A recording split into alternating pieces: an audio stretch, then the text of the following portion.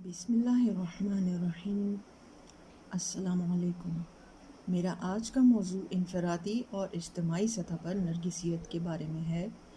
اب تک ہم نے انفرادی سطح پر انسانوں کے اندر نرگسیت کے مختلف پہلوؤں کا جائزہ لیا۔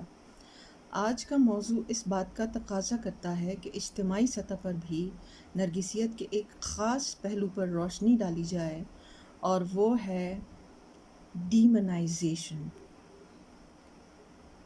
اس لفظ کے لغوی معنی تو اگرچہ قریب قریب کردار کشی کے ہی بنتے ہیں، لیکن نرگسیت کے تناظر میں یہ لفظ خاصا وسیع مفہوم رکھتا ہے۔ ہم کہہ سکتے ہیں کہ اس کا مفہوم کسی شخص کو شیطان صفت ثابت کرنا ہے۔ یعنی عام حالات میں تو لوگ ایک دوسرے کی کردار کشی کرتے ہی ہیں یا بہتان لگاتے ہیں، مگر نرگسیت کا شکار انسان اس سے بھی ایک درجہ اوپر اپنے مخالف کو سرے سے انسانیت سے ہی گرا کر گویا طاغوت ثابت کرنے کی کوشش کرتا ہے۔ نہ صرف خود کو مظلوم باور کروانے کی کوشش کرتا ہے، بلکہ دنیا والوں کے سامنے اپنے مخالف کے کردار کو اتنا خطرناک بنا کر پیش کرتا ہے گویا وہ صرف نارک کا ہی نہیں بلکہ سب کا دشمن ہے، یا یوں کہہ لیں کہ پورے معاشرے کا ایک ناسور ہے۔ اس درجے کا پروپیگنڈا بہت وقت اور توانائی مانگتا ہے، جس کی ناک کے اندر کوئی کمی نہیں ہوتی۔ وہ عمر کے کسی بھی حصے میں ہو، جب تک اس کا دماغ اور اس کی زبان کام کر رہے ہوں، وہ فتنہ پردازیوں سے باز نہیں آتا، خواہ اس کے جسم کے باقی اعضاء جواب ہی کیوں نہ دیتے جا رہے ہوں۔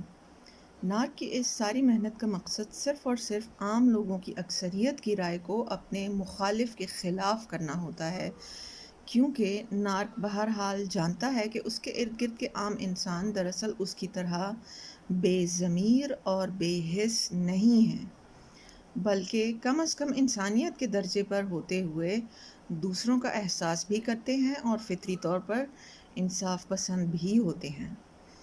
اب نارک کو تو اپنے باطل ہونے کا علم ہوتا ہی ہے، مگر وہ ان عام اور سادہ لو انسانوں کے درمیان رہتے ہوئے اس حکمت عملی یعنی ڈیمونائزیشن کا سہارا لے کر انہی سادہ لوح افراد کو اپنے فائدے کے لیے استعمال کرتا ہے۔ یہ سادہ لوح افراد اس کے جھوٹے پروپیگنڈے سے نہ صرف متاثر ہوتے ہیں بلکہ اپنی انصاف پسندی کی وجہ سے نارک کی حمایت میں جنگ بھی لڑتے ہیں۔ ان بیچاروں کو لگتا ہے کہ جیسے یہ حق اور انصاف کا ساتھ دے کر دراصل کسی ہیرو بہادر کی طرح ثواب کا کام کر رہے ہیں، اور ساتھ ہی ساتھ اس بیچارے مخالف شخص جس کو یہ پورے خاندان، ادارے یا معاشرے کے لیے ایک ناسور تصور کر رہے ہوتے ہیں کہ فتنے کا سد باب کر رہے ہیں تاکہ اجتماعی طور پر سب کو اس کے شر سے پناہ ملے۔ انتہائی افسوس کی بات یہ ہوتی ہے کہ ایک طرف اچھے، نیک نیت اور سادہ لوگ دوسری طرف ایک شریف النفس اور مظلوم انسان کو نشانہ بنا رہے ہوتے ہیں، اور وہ بھی ایسی حالت میں کہ وہ نیک لوگ اپنے زوم میں اپنے آپ کو انصاف کے علمبردار سمجھتے ہوں۔ نارک کی انہی سازشوں کی وجہ سے اس کے گھر، خاندان یا ادارے میں کام کرنے والوں کے درمیان ہمیشہ تلخی اور بدگمانی قائم رہتی ہے۔ خاندان کی سطح پر تو رشتوں میں بالکل بھی برکت نہیں رہتی، اور لوگ ایک طرح سے باہر کی دنیا سے اپنی اصلیت چھپا کر گویا بناوٹی زندگی گزار رہے ہوتے ہیں۔ اوپر سے ایک خوشحال گھرانے کا تاثر دیتے ہیں، مگر اندر سے ان کے رشتوں کی جڑیں کھوکھلی ہو چکی ہوتی ہیں۔ ہر فرد اپنی جان کی خیر منانے کی فکر میں ہوتا ہے، کیونکہ کوئی بھی نارک کو ناراض کر کے اس کے شر کو دعوت نہیں دینا چاہتا۔ یہ تو ہوئی بات انفرادی سطح کی، اب آتے ہیں اجتماعی سطح کی طرف۔ یہ بات قابل فہم ہے کہ اجتماعی سطح پر بھی نرگسیت کے بنیادی خد و خال وہی نظر آتے ہیں جو انفرادی سطح پر ہوتے ہیں۔ فرق شاید صرف اتنا ہے کہ اجتماعی طور پر ملکوں اور قوموں کے پاس طاقت زیادہ ہوتی ہے، اور طاقت جتنی بڑھتی ہے قوموں کا کردار بھی عموماً بد سے بدتر یعنی نرگسیت کے اونچے درجوں کو چھونے لگتا ہے۔ جب ایک قوم کا سربراہ یا حکمران یا اشرافیہ دوسری قوم پر چڑھائی کرنے کا ارادہ کرتا ہے تو سب سے پہلے تو اپنے عوام کو پروپیگنڈے کے ذریعے یہ باور کروانے کی کوشش کرتا ہے کہ دوسرا ملک جو ان کے نشانے پر ہے کتنا برا ہے، بلکہ اس کا وجود ہی خطے میں دوسرے ملکوں کی بقا کے لیے سب سے بڑا خطرہ ہے، اور اسی لیے اس کی طاقت کو کمزور کرنا یا اس کے وجود کو ہی سرے سے ختم کرنا کتنا ضروری ہے۔ اب ظاہر ہے کہ بیچاری عوام کو تو جان کے لالے پڑ جاتے ہیں، اور ویسے بھی ان کے اندر کی انصاف پسندی اس بات کا تقاضا کرتی ہے کہ اگلی قوم کی طاقت کو لگام ڈالنی چاہیے، چاہے اس کے لیے ہتھیار ہی کیوں نہ استعمال کیے جائیں۔ سادہ لوگ عوام کے سچے اور کھرے جذبات کو دوسرے لوگوں جو دراصل انسانیت کے لحاظ سے انہی کے بھائی بہن ہوتے ہیں کے خلاف استعمال کیا جاتا ہے، تاکہ اس سے اس ملک کے محض چند حکمرانوں یا اشرافیہ کو فائدہ پہنچے۔ دور جدید میں اس کی مثال امریکہ بمقابلہ روس یا امریکہ بمقابلہ چین کی ہے، جہاں دونوں طرف عوام کی اکثریت انصاف پسند اور امن پسند ہے، مگر محض نظریاتی اختلافات کی وجہ سے عوام کا بڑے پیمانے پر استحصال ہوتا رہا ہے۔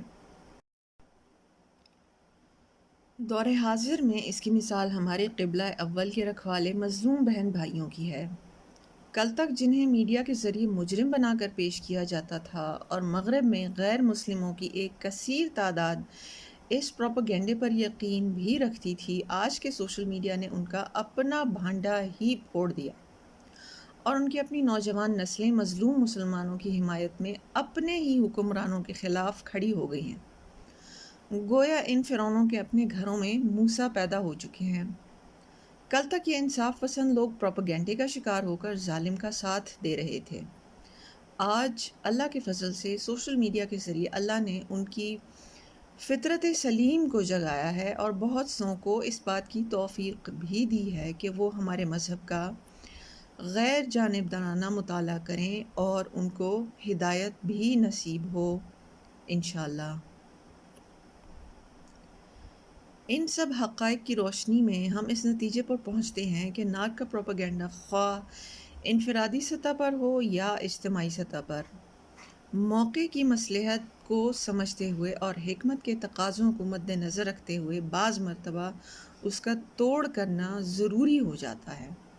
ہم جانتے ہیں کہ انفرادی سطح پر جب ہم نرگسیت کا شکار ہوتے ہیں، یعنی نارک کی بدسلوکی کا شکار ہوتے ہیں، تو اکثر لائف کوچ وغیرہ نارک اور اس کے چیلوں یعنی فلائنگ منکیز سے مکمل لا تعلقی کا مشورہ دیتے ہیں، جو کہ کسی حد تک صحیح بھی ہے۔ لیکن اگر ہمیں اس بات کا شعور ہو کہ پروپیگنڈے کا شکار ہونے والے افراد صرف اس کے منظور نظر اور مراعات یافتہ وفادار چیلے ہی نہیں، بلکہ عام اور سادہ لوح افراد بھی ہیں جو انجانے میں ظالم کا ساتھ دے رہے ہیں، تو ہمیں شعوری اور باقاعدہ طور پر نارک کے پروپیگنڈے کا جواب لازماً دینا چاہیے۔ ہماری اپنی جان کا بھی ہم پر حق ہے۔ ہم اپنی جانوں کو بھی جس حد تک انصاف دلوا سکتے ہیں ضرور دلوائیں۔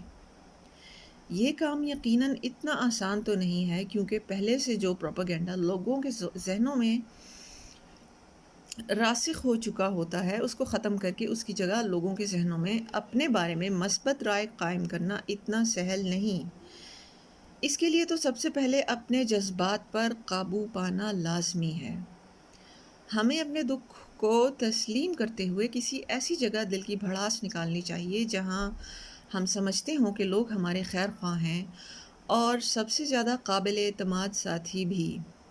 پھر جب جذبات کا زور ٹوٹ جائے تو ایک حشاش بشاش انسان کی طرح ان لوگوں کے بیچ جایا جائے جو ہمارے خلاف پروپیگنڈے کا شکار ہو چکے ہیں۔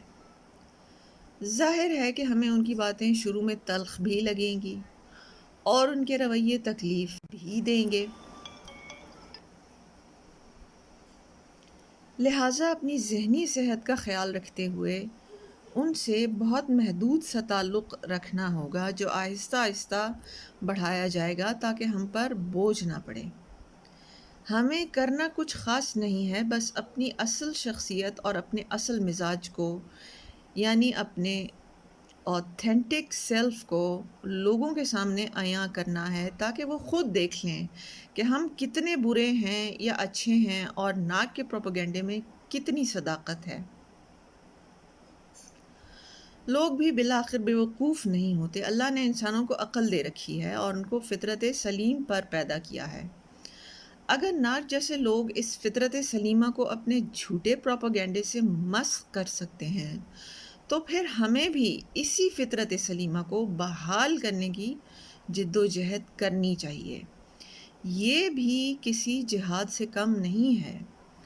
خدا کی طرف سے انسانوں کی فطرت میں ودیعت کردہ انصاف پسندی کی طاقت کو اجاگر کرنا دراصل اس زمین پر اللہ کا خلیفہ ہونے کا عین تقاضا ہے۔ نارک کے پروپیگنڈے کا توڑ کرنے کے لیے مزید تفصیل میری ایک پچھلی ویڈیو میں موجود ہے جس کا عنوان حد درجہ دروغ گوئی ہے۔ آپ کی توجہ کا شکریہ۔